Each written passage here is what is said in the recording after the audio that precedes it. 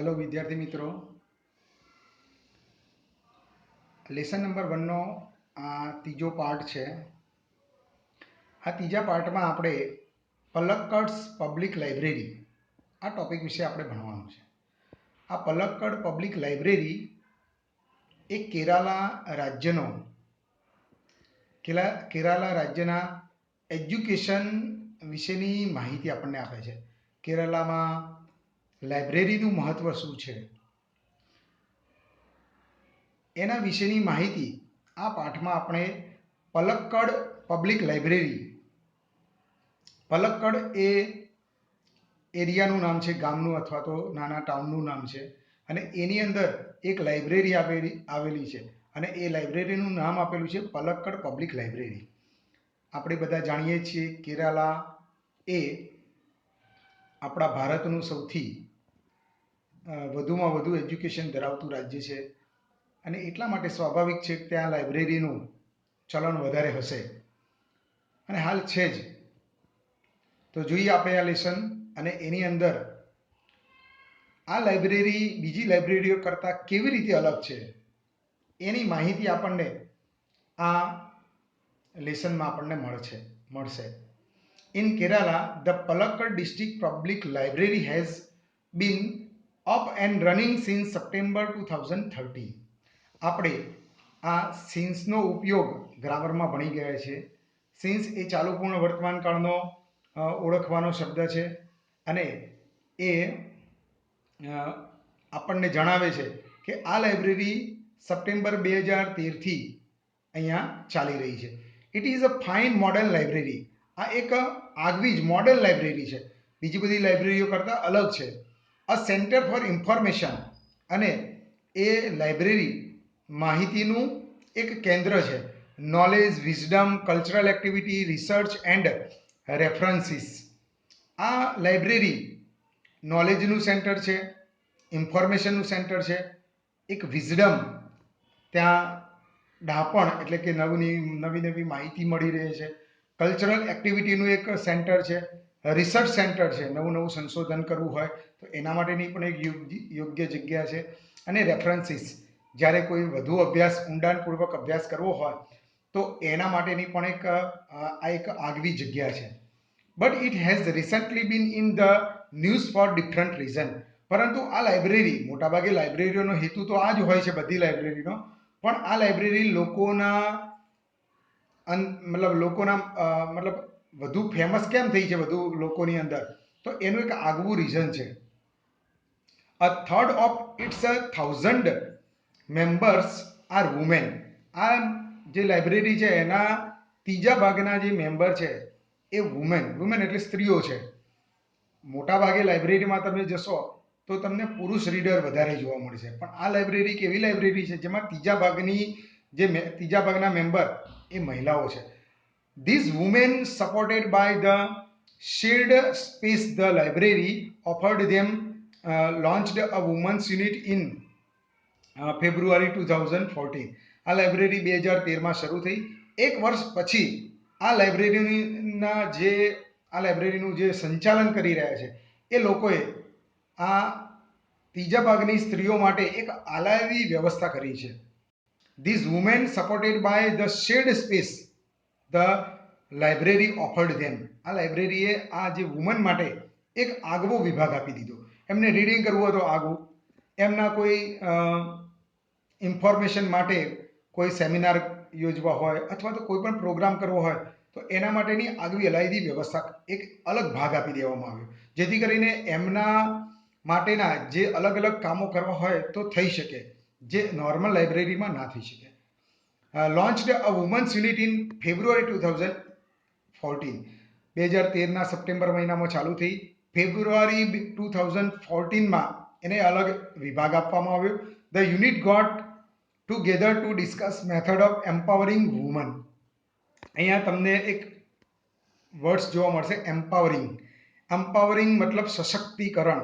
અત્યારે હાલના સંજોગોમાં આ ટોપિક ખૂબ જ ઇમ્પોર્ટન્ટ છે, એટલા માટે મેં તમને પહેલાં પણ કહ્યું હતું આ યુનિટમાંથી આપણને નિબંધ પણ પૂછી શકાય, વુમન એમ્પાવરમેન્ટ અથવા વિઝિટ ટુ અ લાઇબ્રેરી, આ બે નિબંધ આમાંથી પૂછવા તો પૂછી શકાય અને મે બી એક્ઝામમાં હશે જ, ફર્સ્ટ એક્ઝામમાં હશે જ.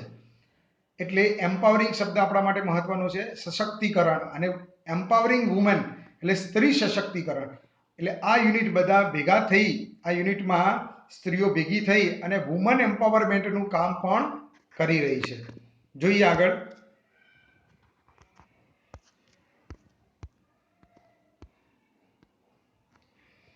The library opened its hall for film screening, workshop in home economics or gardening, childcare or the arts, and for women to get help in managing family conflict, legal dispute and professional problems. આ લાઇબ્રેરીની અંદર એક hall ખોલવામાં આવ્યો, એક મતલબ આ સ્ત્રીઓ માટે એક હોલ અલગ વિભાગ આપવામાં આવ્યો કે જ્યાં ફિલ્મ સ્ક્રીનિંગ કરવામાં આવે છે, અલગ અલગ ફિલ્મ બતાવવામાં આવે જે સ્ત્રીઓને ઉપયોગી હોય. દેટ લાઈક એમને ગૃહ ઉદ્યોગ માટેનું હોય, એમને સ્ત્રીઓના જે મતલબ કે મતલબ સ્પેશિયલી વુમન માટેના જે વિડીયોઝ આવતા હોય છે, એમના હેલ્થ વિશેના હોય, હાઇજીન વિશેના હોય. પછી વર્કશોપ ઇન હોમ ઇકોનોમિક્સ, એ એવા વર્કશોપ ત્યાં યોજવામાં આવે છે કે જેથી કરીને સ્ત્રીઓ પોતાના ઘરની જે ઇકોનોમિક પોઝિશન છે એને કેવી રીતે વ્યવસ્થિત રીતે ચલાવવું. પૈસા તો હોય પણ એ પૈસાથી ઘર કેવી રીતે ઓછા પૈસાથી સારી રીતે ચલાવવું એ પણ ત્યાં મતલબ એના વર્કશોપ કરવામાં આવે છે. અને ગાર્ડનિંગ, ઘરની અંદરથી જ શાકભાજી કેવી રીતે ઉત્પન્ન કરી શકાય અને એ ઘરના ઇકોનોમિક પોઝિશનને પણ મદદરૂપ થઈ શકે છે. અત્યારે આપણે હાલની પરિસ્થિતિ તમે જુઓ, કોરોના વાયરસ, અત્યારે શાક કોઈ સબ્જીની લારીવાળા જોડેથી લેવું એ આપણા માટે હવે હાલ એક પ્રોબ્લેમ સમાન થઈ ગયો છે. જો આપણા ઘરે જ આવો એક નાનો ગાર્ડન હોય તો આ પોઝિશન થાય જ નહીં. આપણે આત્મનિર્ભર બની જઈએ. એમ સ્ત્રીઓને પણ આત્મનિર્ભર બનાવવા માટેનો અહીંયા પ્રોગ્રામ થતા હતા. ચાઇલ્ડ કેર, બાળકોની કાળજી કેવી રીતે રાખવી, ઓર ધ આર્ટ્સ, અલગ અલગ સ્ત્રીઓમાં અલગ અલગ કળાઓ હોય. ગૂંથણ મતલબ જે ભરત ગૂંથણ કરાય છે, પછી એના સિવાય અલગ અલગ જે હેન્ડીક્રાફ્ટ વસ્તુ બનાવવાનું, એવી અલગ અલગ કળાઓ એ વિકસાવવામાં આવે જેથી કરીને એ ગૃહ ઉદ્યોગ કરીને મતલબ થોડા ઘણા અર્નિંગ પણ કરી શકે, પૈસા પણ કમાવી શકે અને ઘરમાં મદદરૂપ થઈ શકે. And for women to get help in managing family conflict. Conflict શબ્દ તમારા માટે મહત્વનો છે. કોન્ફ્લિક્ટ શબ્દ આપણી ગ્લોસરીમાં પણ તમને જોવા મળશે. એના નીચે ગ્લોસરી આપેલી છે.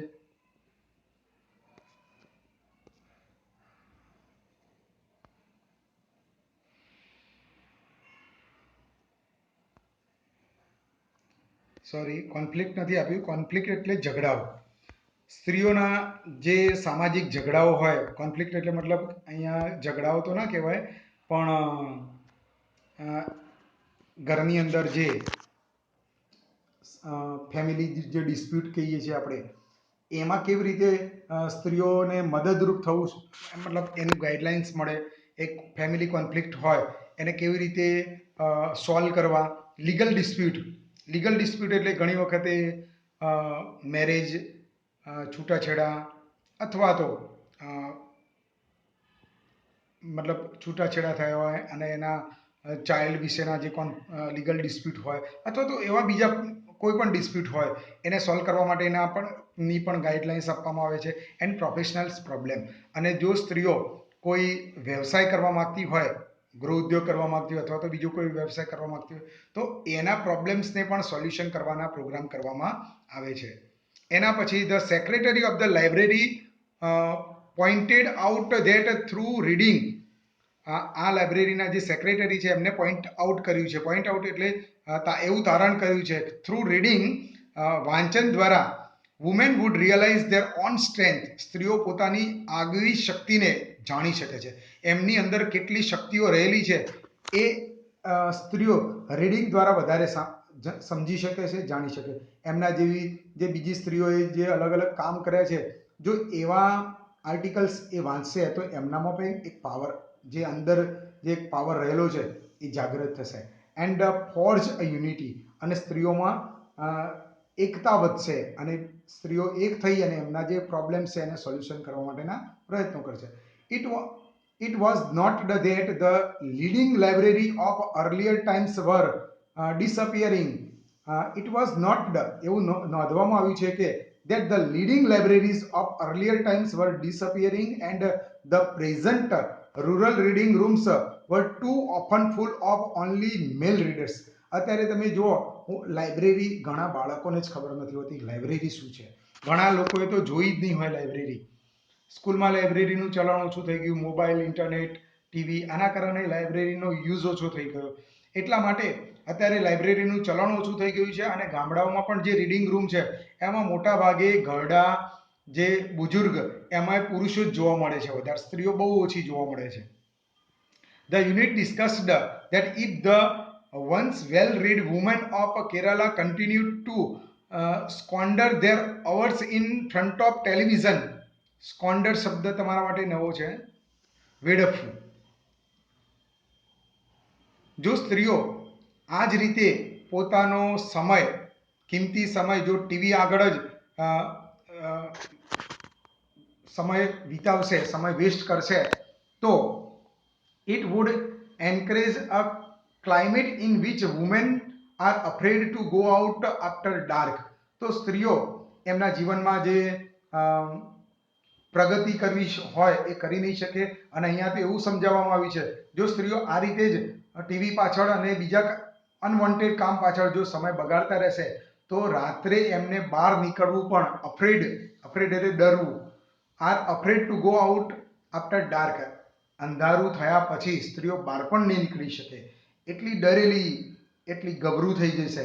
એટલા માટે so the units has formulated plans on opening separate reading room for woman. અને એટલા માટે સ્ત્રીઓને ડર ના રહે, એનો ડર દૂર થાય એટલા માટે એમના માટે એક સેપરેટ એટલે આગવો અલાયદો રીડિંગ રૂમ એમને ઓફર કરવામાં આવે છે. Palakkad district library stands tall as a beacon to encourage women's empowerment through classes, clubs, workshop and reading rooms. અહીંયા એક બેકન શબ્દ નવો છે તમારા માટે. આ બેકન શબ્દ એ આપણા માટે નવો છે.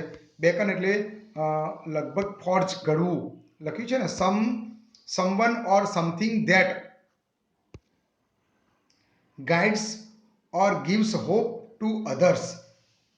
એવી કોઈ વસ્તુ અથવા તો એવો કોઈ પ્રસંગ જે કોઈ વ્યક્તિને એક અંદરૂની તાકાત આપે, એક આશા આપે, જેમાંથી આપણને શું કહેવાય, કોઈ પણ પરિસ્થિતિ સામે લડવાની એક તાકાત મળે, એવો કોઈ વ્યક્તિ અથવા તો એવો કોઈ પ્રસંગ અથવા તો એવી કોઈ વસ્તુ.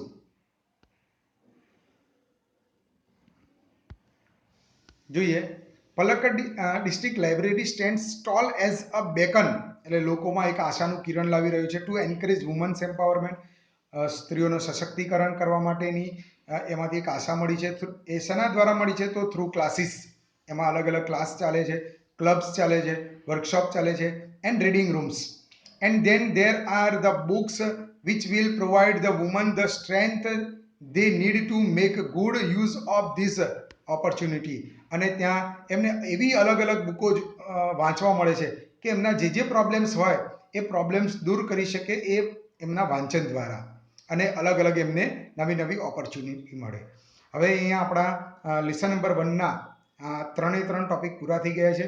હવે હું તમને આ 3 ટોપિકની જે 3 શોર્ટ નોટ છે એ આવતા વિડીયોમાં તમને સમજાવીશ. હવે એ શોર્ટ નોટ તમારે ઘરે લખવાની છે. જો તમારી જોડે ગાઈડ હોય તો અંદર હશે જ, ગાઈડ ના હોય તો મોબાઈલમાંથી તમારી નોટબુકમાં ઉતારવાની. પછી એ શોર્ટ નોટ તમારે રીડ કરવાની છે, વારંવાર 1-2 વખત લખવાની છે, અને પછી જાતે જ એકલા બેસીને એ શોર્ટ નોટ લખવાની છે. અને એ શોર્ટ નોટ લખ્યા પછી તમારા ઉપર તમારું નામ લખી લેવાનું, અને પછી એ શોર્ટ નોટ લખી અને તમારે મને વોટ્સએપ કરવાનું છે. એ આપણા ગ્રુપમાં કરશો તો એ ચાલશે, અને પર્સનલ નંબર ઉપર કરશો તો એ ચાલશે, પણ તમારે ફરજિયાત આ 3 શોર્ટ નોટ આપણે તૈયાર કરવાની છે અને તમારે તૈયાર કરી જાતે લખવાની છે.